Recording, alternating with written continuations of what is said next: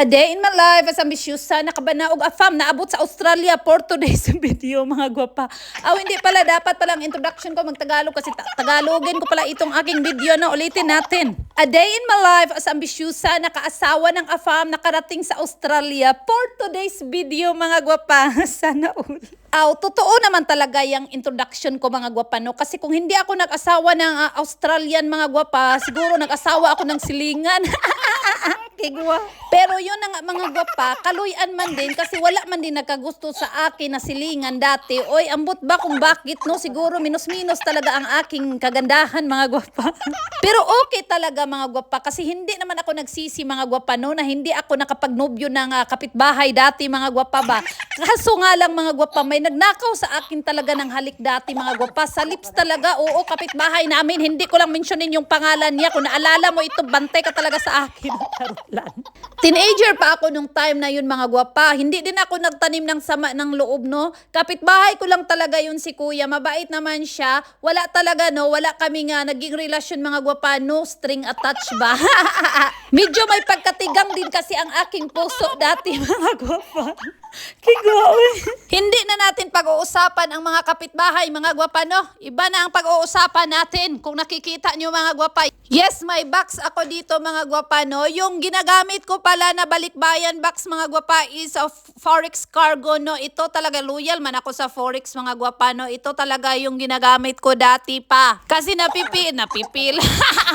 Kasi, mga gwapa, yung unang mga box na napadala ko, secure at saka safety talaga. Secure at safety sa iyong mata.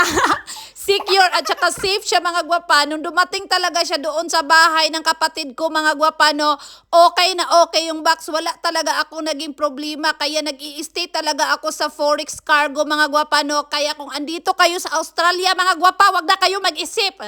Piliin nyo ang Forex Cargo.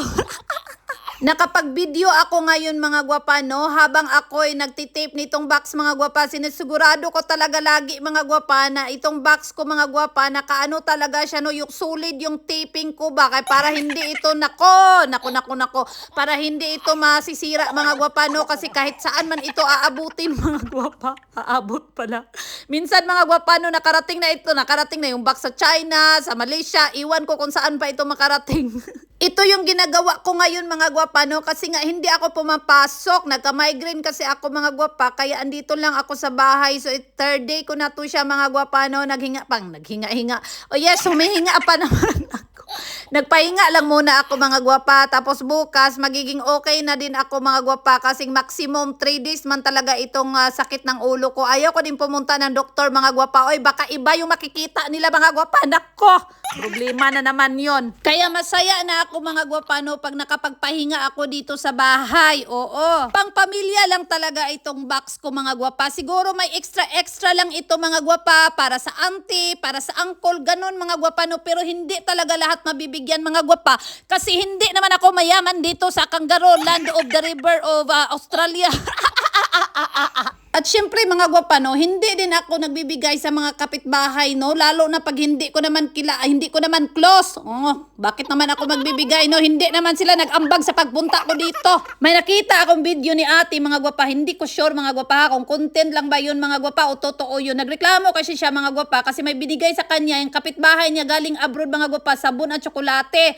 Tapos yun nga, mga gwapa, hindi niya nagustuhan, kaya hindi siya masaya, mga gwapa, kaya binidyo niya siguro yun. Ang kapal ng mukha ni ate. Ako talaga, basta iwan ko lang, ha. Ako, mga gwapa, nako, magsabi na talaga ako dito, no. Unahan ko na kayo talaga. Paalala lang, no, kung makatanggap ka man ng maliit na bagay mula sa aking balikbayan box, nako, wag ka talagang magsalita ng hindi maganda. Magpasalamat ka na lang talaga kahit maliit yan. Kasi pag magbabakasyon talaga ako diyan sa Pilipinas, tapos magkikita tayo, hindi ko talaga alam kung anong magagawa ko at masasabi ko sa iyo.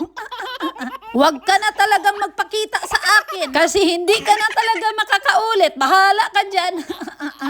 Sa totoo lang, mga gwapa, pinipili ko lang talaga yung binibigyan ko kasi nga ayaw kong makarinig ng di magagandang salita, no? Kasi nga ayaw ko nga sa mga negatibong klase nga tao, mga gwapa. Meron din kasing mga tao, mga gwapa, na imbis magpasalamat kasi nga may nakaalala sa kanila, no? Tapos binibigyan sila ng maliit na bagay, hindi man lang marunong magpasalamat.